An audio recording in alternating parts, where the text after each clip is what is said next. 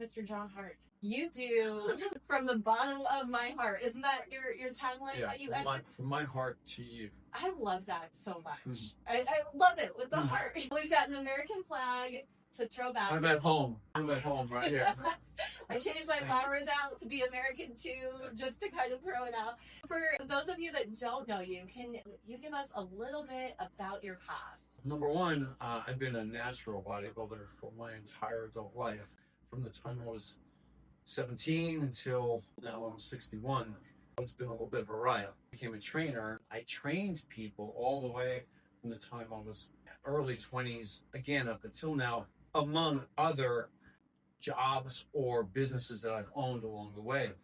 Along that path, though, when I was first introduced to bodybuilding, I remember getting this magazine, and in it, when I opened it up, man, there was this guy in there. His name was Mike Mentzer. The training that he described, this was off the hook because it was different. Understand, it was 1984, 85. We're in the time of high volume at this time. Oh, yeah. Peak Arnold kind of period had just happened in the 80s. We're talking high volume was everywhere. 100%. That was the standard. Because the king, Arnold, did it. Right. That was it. That was it. Anything else, you looked crazy. Mike looked crazy. His physique looked crazy. That's it. He was number 2 in the world at the time. Amazing. I did not know natural bodybuilding, enhanced bodybuilding. I didn't know or care the difference. I just wanted to know what he knew. Right. Because it made so much sense to me, the efficiency, the explanation versus on the higher volume, there was a lot of do it because Arnold did. Right. Do it because it's the way we do it. There was no explanation to it. As a fairly intellectual 18-year-old, 17-year-old, I was kind of lit up by the Mike Mentzer thing. And plus, it's more fun to go heavy, or to intensity, or to go. Ready for that? It's funny to say that. It's funny to say that because the name was heavy duty. Yeah. And it does give you the impression like it's got to be heavy. Not entirely true. I found out much later on that witnessing people like Tom Platz's training. Now, Tom Platz also learned from Mike Mentzer, famous for his leg development, Tom Platz. The intensity that he put into his workouts. I had the benefit when I moved from New York at 21 to California, and I was working out at the Mecca at Gold's Gym in Venice and World Gym, right? To the peak of the peak. Yeah. And I was a trainer there, actually, in both places, too. But I got to witness Tom Platz's training every day, and it was off the chain. This is besides hooking up with Mike Mentzer and having Mike train me. But intensity was where it was at. And I kind of found that, like Tom Platz, when he took a set into the ground. He'd be curling away. He'd start out really strict with a nice set of curls like this. Next thing you know, he'd be banging his back up against the bench. Bang, bang, bang. Next thing you know, he's standing up, throwing the weight up. Right. And then lowering it slowly. Changing the concentric and the eccentric in order to do more movement, in order to get more out of it. Exactly. Yeah. All levels of strength that muscle had. And the thing was, Jazzy, it was something that was so action-packed, but it's a mental thing. And I was so drawn to that within a set of any given exercise, you could go so deep into it that as long as you recover from it and not overdo it, as long as you get the sleep, as long as you get the nutrition, recover from it, and it became a situation where I literally, after Mike died, his inheritor asked me to handle, for 12 years, I handled all of his consultations after he died. So it was quite a compliment because Mike trained me. Right. I'm the only one in the world that won the natural versions of the same titles he had won, Mr. America and the Mr. Universe. So when the natural Mr. America won a drug tested in 2013, and then the natural Mr. Universe in 2001. So that's the brief, not so brief, history right there. Now, one thing I wanted to kind of point out with that training is you were talking about the example of going really strong with correct form and then swinging. I think a lot of young people could misunderstand that because we'll see them in the gym frequently. They pick up the weights and they don't know the proper form. They're maybe still learning, and they're just going to swing that hip initially. They're going to swing that body initially, and that's not what you're describing. You're definitely describing someone that knew the mechanics of their body and that could know, A, how to do it properly first. Yes. Where and how to add that momentum that wouldn't hurt him, because if you're just overarching that back and swinging, with no thought behind it, that can be dangerous for your recovery. But he knew his body, he knew his mechanics, in order to do that. So I think something also needs to be paired with this is how your body functions, right? How does your body move? How can I push it to that level? And maybe in some ways you don't push it quite there yet until you know how that movement is properly done. How can your body not get hurt doing this properly? And then step B would be, how do I change it a little bit to get more out of it? Intensifiers. Okay, so I just described cheating reps. Right.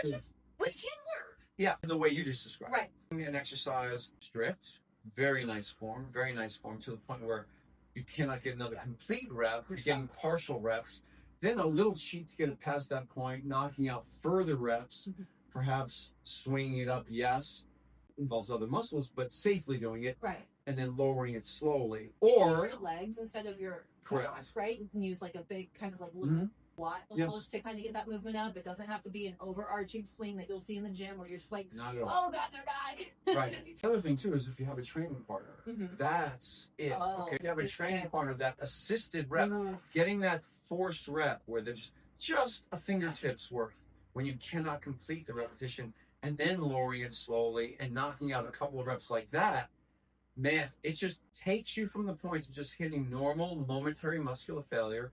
And what you hear today, the real popular term is reps in reserve, right? 1 to 3 reps in reserve of all the current studies that they show out there. Yeah, if you're training by yourself, you're going to do multiple sets, then you can't just, squeeze the trigger and go all out at 0 reps in reserve. You're going to be done quick. But going beyond that, when you have a partner, it's another experience. It just takes you to another zone. So I was attracted to the intensity more than anything else. Well, I think that's probably a mistake a lot of people make in the gym is taking a concept that almost everyone does. They'll get a spotter on the bench. They'll get a spotter on the squat. But are you asking for a spotter on your bicep curls? I know that sounds silly. That's good. But could you take that, have a partner, and you guys are spawning each other to get that next extra lap? Men do that a lot. Some women do too. They'll get a spotter on some, but not on everything. So they're using Mike's training style in some different styles, but not on all of the aspects, right? See almost every guy train that way on bench. There are benefits to that. Maybe you should decline though. There are some issues with some shoulders if you're just doing flat. Maybe you should incline and hit it a little different. But guys do that, right? They'll do it. But why go with all this other stuff? Why can't the same principle be applied? You're making a fair point, and we're going off into like realm of the ego, the male ego, that big bench, and working it into the ground, right? So you're right, and it's a proper application. Once you know the principles of how to take a set to the very end, momentary muscular failures when you cannot complete another repetition in very good form.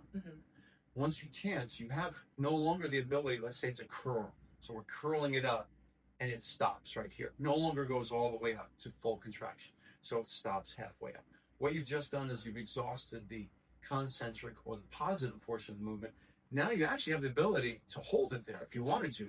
You don't have to move anymore if you don't want to, but now you're into your static energy. You could hold it there for quite a while until you no longer can.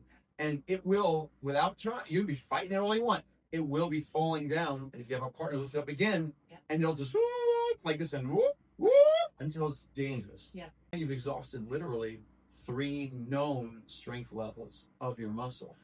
Concentric, static, eccentric, or negative. Positive, static, and then negative. Plenty of studies out there done on muscles work and things like that. And basic Bio 101 covers a lot of it in any college course.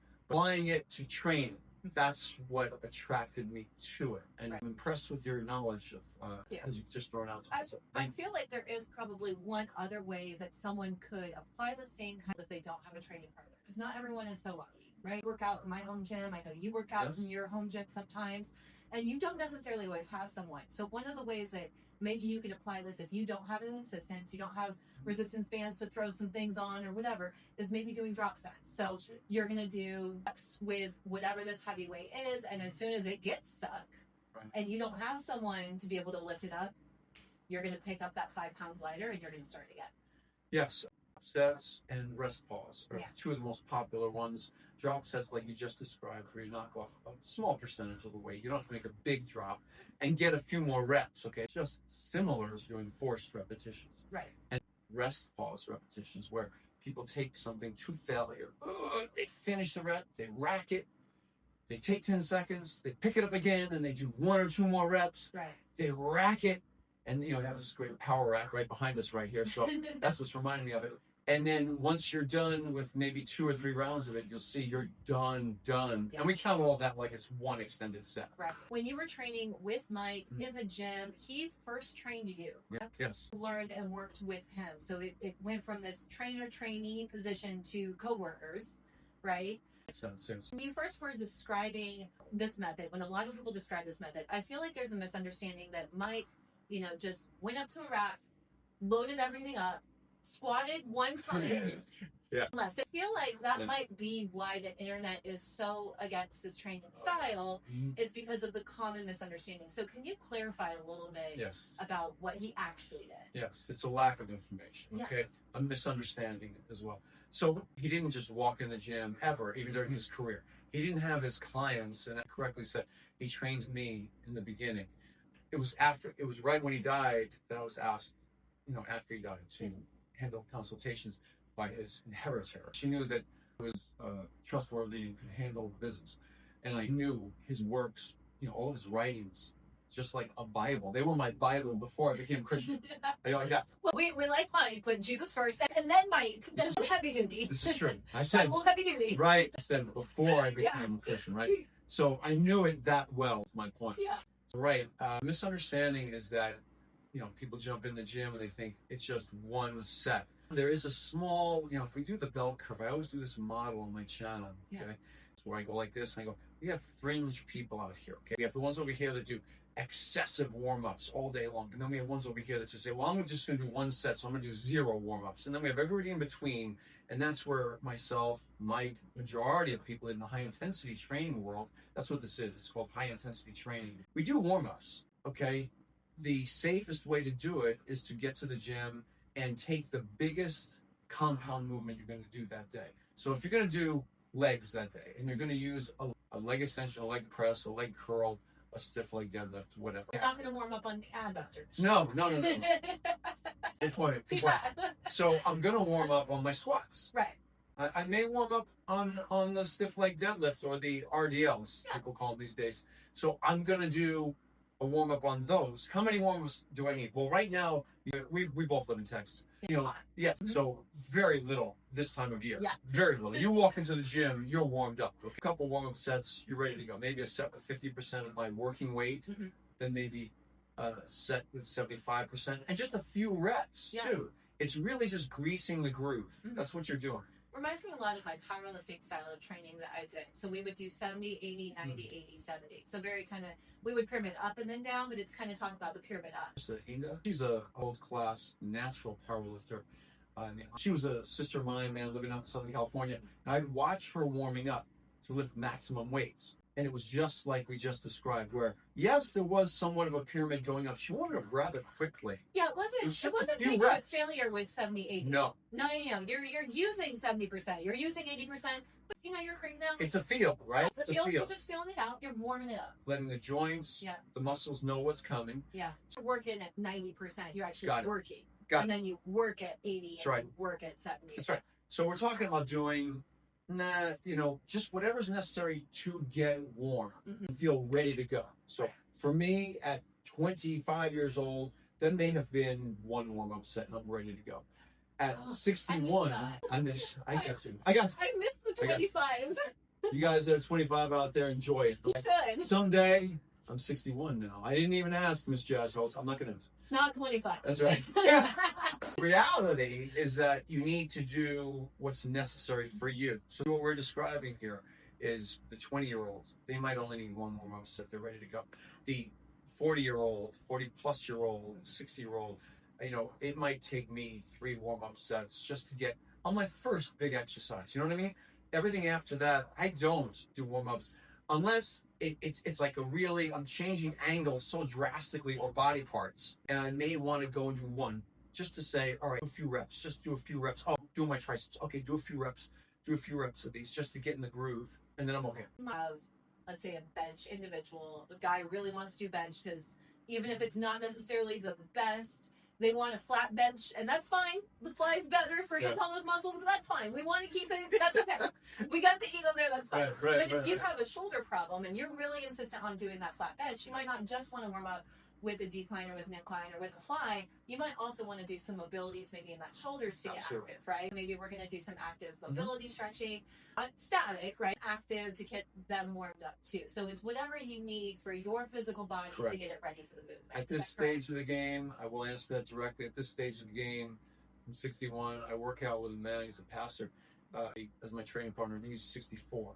And when we step in the gym, anything upper body, I'll bet we're doing some warm-up rotator cuff. Yes, we are doing some mobility rotator cuff work. All the things you see on Instagram. It works. Yes. A physical therapist talking about how to get your shoulder activated, your rotator cuffs activated without burning them out. Right. Things like, you can use at home, for example, you can use a washcloth if you have like shoulder problems, walk up to a wall, and you can just do upward and downward movements. You can go side to side. You can I've got bands over there. You can kind of rotate up and down to get them warm. There's lots of movements you can find online to do shoulder mobility and just kind of getting it warm. So it sounds like that's exactly what you guys are doing too. Yes. Not just the movement, but whatever could potentially get hurt just because age, life, whatever. I've got bad knees. It just making sure it's ready before you go. You're not going in cold. You're not going in heavy. You're not going in hard right away. You just said it. Okay, the key is that you have to protect that body. You have to think long term. Bodybuilding is such a long-term game, a fun long-term game, if you really want it to be. Yeah. But if you're 20 years old, you're trying to get that pro card, and you're going all in, all gas, no break, it's going to be a short career. Well, if you decide to use enhancements at a young age, I think one of the disadvantages of that is that you're not learning how to train your body natural. True. Which means if you ever were to get off, which almost everyone has to at some point, if you were to ever get off, you now don't have the fundamentals because you learn how to train with recovery that is not natural. You learn how to train with a style that your body just can't handle if you're natural. Now you can train Mike Mentzer's way if you're natural or if you're enhanced, but the way you apply it might be slightly different with an intense enhancement versus not. And if you're going gung-ho, it's really intense. But one cool thing about bodybuilding that I absolutely love is if you look at basketball players, NFL players, soccer players, they don't have a master's league. There's no master official soccer players. You will run out of your tendons being able to do that sport, right? There's no master's CrossFit because your body can't handle that, and I will be as nice as I can about that sport and bite my tongue.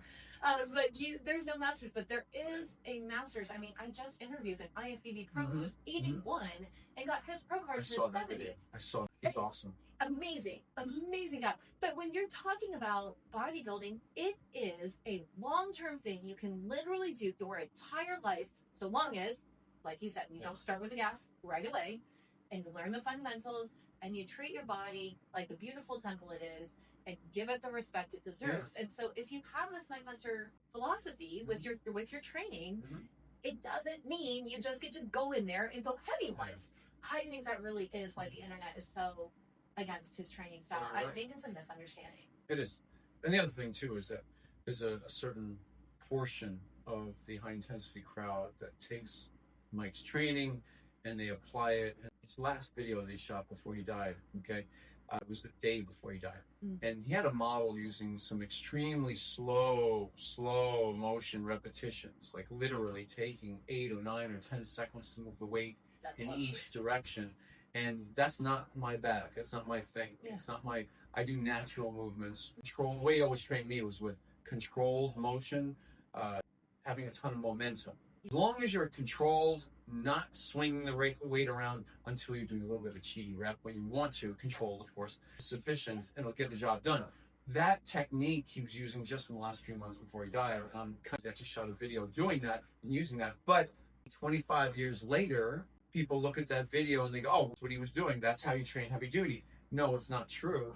It is really, really safe. I'll give you that. It's 100% really, really safe. But are you going to stimulate your muscles the most? I will say I have had success with that style if you follow it up with a switch tempo. So if you do that really slow for 5 reps or so, and then you go into a straight normal tempo, your body will hate you after that. So that's a fun way you can do it. But I wouldn't say that like slowed would be my majority. But maybe for something different, there are only so many exercises you can do in the gym. And sometimes, you know, the biggest thing is consistency. It doesn't have to be perfect every time, but you need to show up and give what you can that day. You want to try to mess that with your tempo because you're bored and you've done the same thing a million times, and by all means, if it's going to keep you consistent, go for it. But if they have little minor injuries already, it's a real answer too, 100%. because you can train without damaging a joint. Yeah. You know, and yeah, the weight will be lighter, but hit momentary muscular failure at some point. Again, even moving that slowly, 100%. and it brings a whole other level of intensity. It's a tool. Yeah. It's just a Everything tool. is a It's tool. not the way No. of training. So, my opinion. And I like a lot of the same thing. So if you have someone that's injured, you could still take this technique and go to failure using resistance bands that are easier on the joints, easier on the tendons. I feel like when I've had clients in the past, my men were the most resistant to that. They wanted to lift those dumbbells. There was that ego, which is fine. I would say, hold on. Plates out from here. Plates on the leg press. I'm like, woo! We all know you're in here just to look strong. Does it really matter? No one's gonna see. I'm not gonna tease you for it. Right. If you do kind of change it up to going to cables, to going to resistance bands, and I want to caveat, hold on. Men over 35, if you're married, you're usually probably fine. As far as, you know, letting the ego go aside, because your wife's broken it down a little bit. But she's calling it all out now, and she's calling you guys out. Not me, you guys. But you know, once you get okay with the fact that it's the same way, it's just applied in a different way. But you can use this philosophy with body weight. You can use it with dumbbells. You can use it with barbells. You can use it with resistance bands. The other issue too is people are going to think almost traditional bodybuilding style, heavy duty squats, no warm up, go up on that, do one set, all out to failure, where you're grunting like, you know, Dr. Mike does. Like Mr. Mike, but like, you know, really grunting, like doing a real to the end failure set for real. Yes. That's a danger, but it doesn't necessarily mean it has to be Olympic style lifts with heavy weight, one set, just stop and go. No. So can you tell me a little bit about what Mike was teaching you when he was working with you, and if and how those philosophies changed during your training together? We're talking about, it was the early 90s when I actually met up with him. I hired him to be my trainer, and originally I had studied his works, his writings and in his books. So I started training on his program actually as a teenager, and so I made all of my beginning gains, all the newbie gains, off of heavy duty. That was my thing. And then it was some form of heavy duty or high intensity training. Heavy duty is a form of high intensity training. And then when Mike... Not high interval intensity, not H.I.T. Yeah. Not H.I.I. Thank you, yes. High intensity interval The blonde training. is helping, yes. Very different things. Oh, That yes. is cardio version basically of an intensity with short breaks, and HIT, high intensity training, is the style of training that we've been talking about. Yes. They look the same, they're different. Yes. When I was living in Southern California and I saw Mike was advertising, he was training people go to Venice, and I was there anyway. I was like, wait a second, how am I missing him? Right. I ended up paying the man to train me. And some things that jump out when you ask him the question, see my eyes going like this because I'm accessing memories.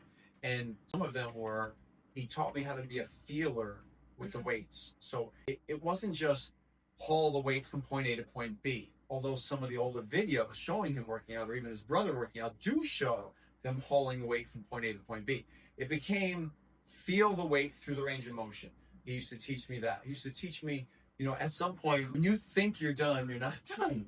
You never are, and you're probably 4 or 5 reps away from Yes. Not even 2 or 3. And I don't know if you do this. I play mental games. I'll tell myself, okay, 2 more. And then I hit the 2 more and I'm like, 2 more. Yeah. And I'll go, okay, 2 more. Yeah. Because that's how much I have left when I want to quit. Yes. It's significantly. And so it sounds like, too, he was talking about what we call now mind-muscle connection. Yeah. There's no doubt. It was big time. He talked about becoming a feeler with the weights. You got way more in the tank when you think you don't. That's the thing. And he used to bring up the analogy all the time of in a life and death situation. Okay, so he would say, held to your head. Imagine a sinister character with a gun to your head saying, give me 1 more rep. Well, we're going to get 5 more. Right. You're not stopping at 1 if your life is on the line. So used to say, imagine if there's 10 girls encouraging me. And I go, wait a second. And I'm a heterosexual man. So I'm like this, you know. That's just going to distract me. That's all it did. That's all it did. Okay. Get that analogy, Mike. Exactly. So all it did was distract me, and I put the weight down. I look at him and go, why are you talking to me like that? Right? that in his kooky way, right? Pick something else, please. Let's not deify Mike, okay? He was a human. He had fun things he would say. He had kooky things he would say. No. That one is kooky, okay? And you guys, on my channel, they've heard me say this before. He actually said that. You know, so funny. Okay, you got 10 minutes. I was waiting for you on the side here to finish this set. I go, then I'm not doing the set. Forget about getting more reps. Who am I doing more reps for? I'm going over there. Yeah, you're not Christian at this point, so you're like, hey, I'm going over there. I'll see you later. Correct. Peace. Correct. I did not know Jesus at that point. I was living my life the way I wanted to. Yeah, both of our spouses in the other room. Yep. Just so we're clear here. Text message, group chat, you know, all respect here. It's awesome. It is. And the reality was he was trying to appeal to my sense of urgency within a set, but just he didn't connect yet with me. As a trainer, I've learned with some people, you can do that. Yeah. It depends on the person. And it's why I'm not I mean, we mentioned this before we were talking. I'm not for against almost any training style with maybe a small asterisk of the CrossFit style. But if you do CrossFit and you skip some exercises and personalize it and only do it 2 days a week, it could work, maybe. Like, there's some ways you can make it work. Let me just take a moment here, okay? Properly defined is an orthopedics wet dream. That's exactly what you said to me. I've had so many clients that got hurt from CrossFit that were like, I need to learn how to retrain because I got hurt. Like, no, I'm sorry. You have a lot to unlearn now. Right. Because, you know, if that's the only way you'll get into the gym, if you can learn how to apply it properly, like if we can figure out how to make this style work for you where you don't get hurt, so you do figure it out, almost every single training style can work to a certain extent. With they all do. Consistency. Is it going to get you the best results? Not necessarily, but I'm going to argue who really are looking for the best results.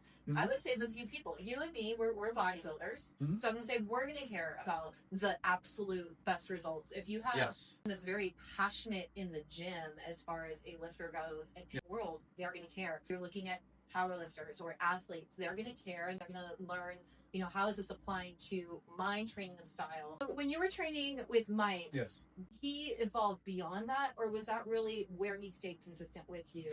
You've been watching my videos, haven't you? He actually was always evolving. That's just it, is that his routines that he did as a professional bodybuilder were quite different than the ones that he gave to us in the 90s. So he competed throughout the 70s. The latter half of the 70s when he was a top amateur and then professional. And then in the 80s, he had a little bit of a mental issue. He went off the rails with an addiction to amphetamines. And so psychosis hit. So he was gone in some hospitals. So he had a hard time with that 1980 Olympia. And just kind of figure out who he was outside of bodybuilding. True. And unfortunately, if you don't have your roots in God, you can easily take it the wrong way and struggle. That's right. And he finally came clear of that. And so in the 90s, he was out. And the training that he did with the clients initially was he went from the type of training he was doing as a pro bodybuilder, which was all high intensity training, but he called it heavy duty. And he was doing it was called an A-B routine within 1 week. He trained every body part twice per week. He was doing half his body split between Monday and Tuesday, and the other half split between Thursday and Friday. So training the full body twice a week. When he came back as a trainer, though, he was training people on a push-pull legs, PP up. Okay, so chest, shoulder, tricep, 3 times a week. Day off in between each workout, and then 2 days off when you completed the entire cycle. By the time he came around to training us, by the mid-90s, early to mid-90s, it was this specialized routine. An upper body workout, followed by 3 or 4 days off, and then a lower body workout, followed by 3 or 4 days off, followed by an upper body workout, 3 or 4 days off, followed by a leg workout, 3 or 4 days off. That seems like a lot of rest. How intense were you going to have to recover that much? Because that seems, I know when I did powerlifting, did that 70, 80, 90, 80, 70, and then we would finish after we did our Olympic lifts with a whole bunch. Now, granted, it was young, it was a young team, so we could recover better, right? There's no way in hell I could do that now. But we were training 5 days a week, going pretty damn intense. It was a short period, too. There's a caveat, right? It was on season, not during off season, so it wasn't forever. But I would imagine that intensity level that you guys did to have to require 3 days off, he was pushing you really hard. He was. He never trained me just for positive concentric failure. It was always beyond. I always went beyond that within a set. Having understand, so internet, social media misunderstandings, or lifting a weight to where you can't lift it anymore and just putting it down. That's not it, even though later on it became it to a degree, but that's not it. The vast majority of his teachings and what I've taught people for 42 years now, beyond that point, like I explained at the beginning of our interview here, that concentric failure is really only the beginning. It's the weakest of the 3 strength levels you have. You have the ability to lift a weight. You have the ability to hold a weight in place. You have the ability to lower a weight. Out of the 3, I use a box analogy all the time, okay? A heavy, heavy box. Jazz, you're standing right here. I come over. I put a heavy box on the ground. And it weighs, what's heavy for you just to hold it in a box? Give me a number. Hold it? Just hold it. 100 pounds. Really. Okay. Put a box on the ground with 100 pounds in it. I say, Jazz, pick it up.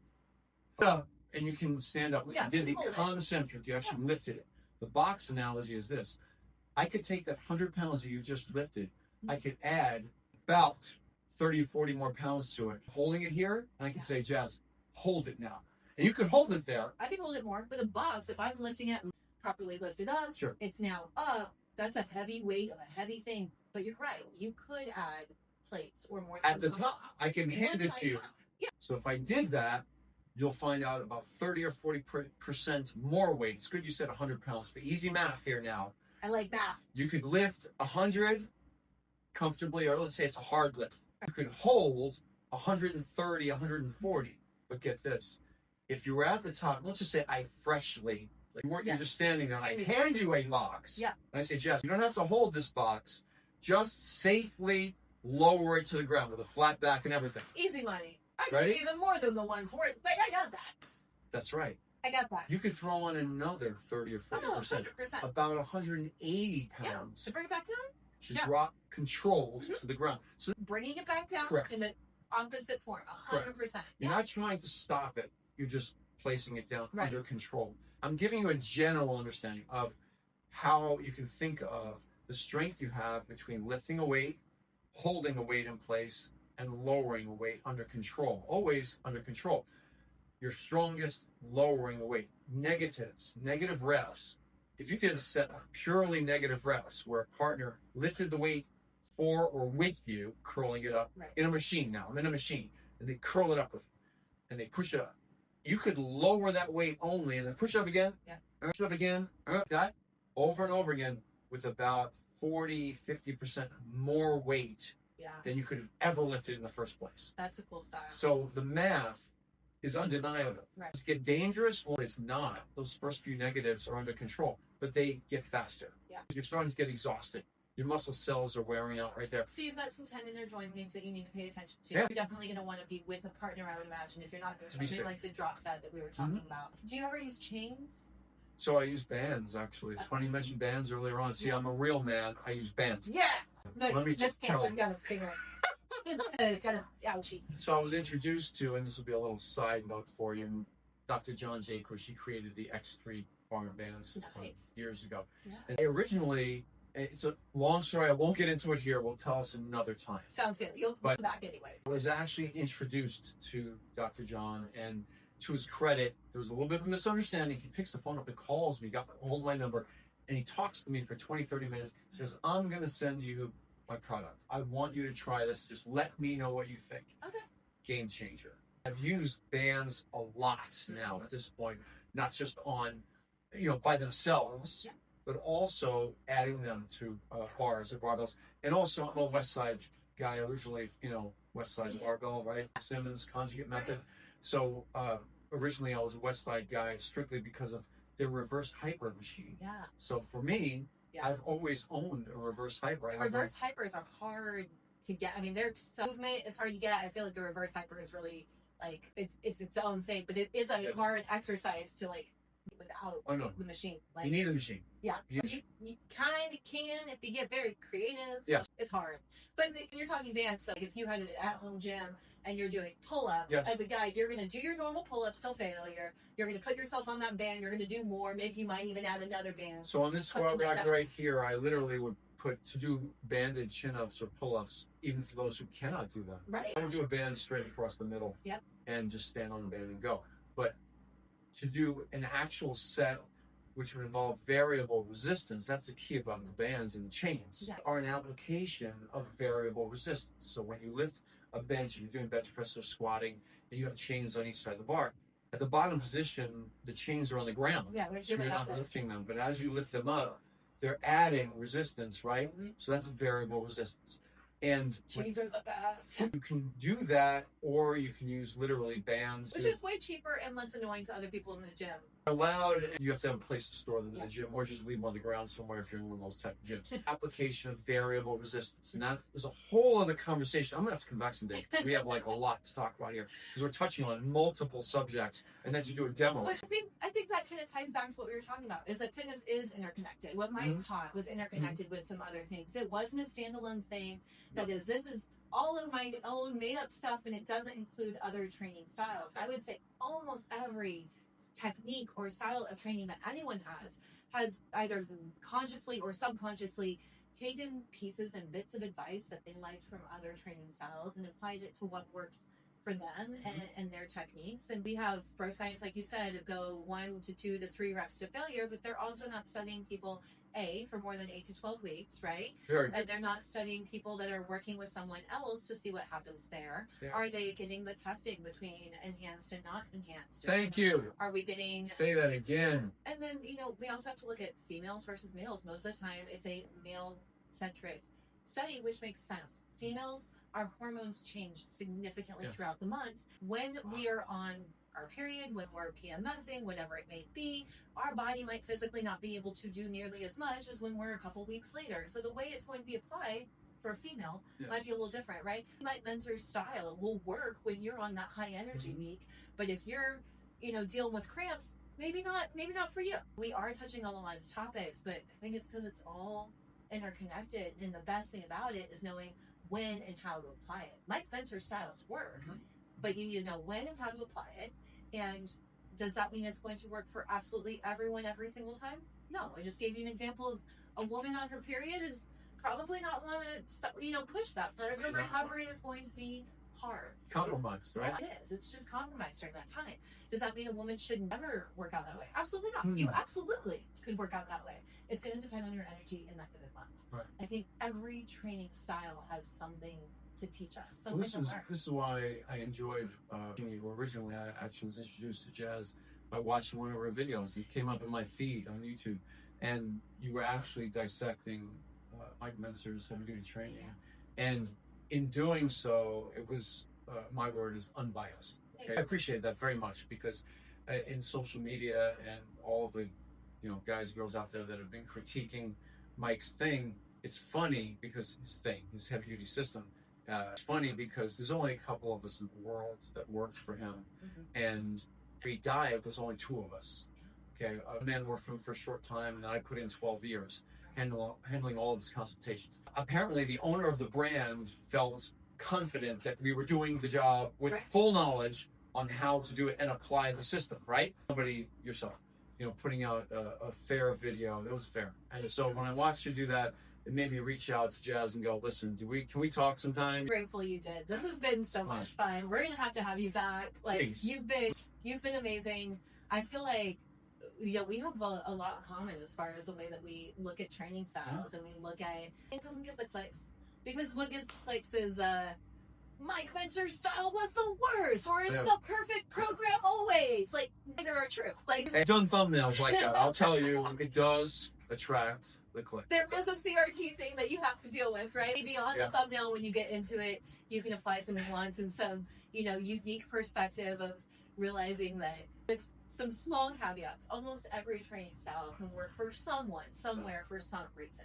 So that 3 days off that he had, that might not work for someone that's addicted to going to the gym because that's your happy place. Oh, they gotta go to the gym. You have to go to the gym. You can't train that way.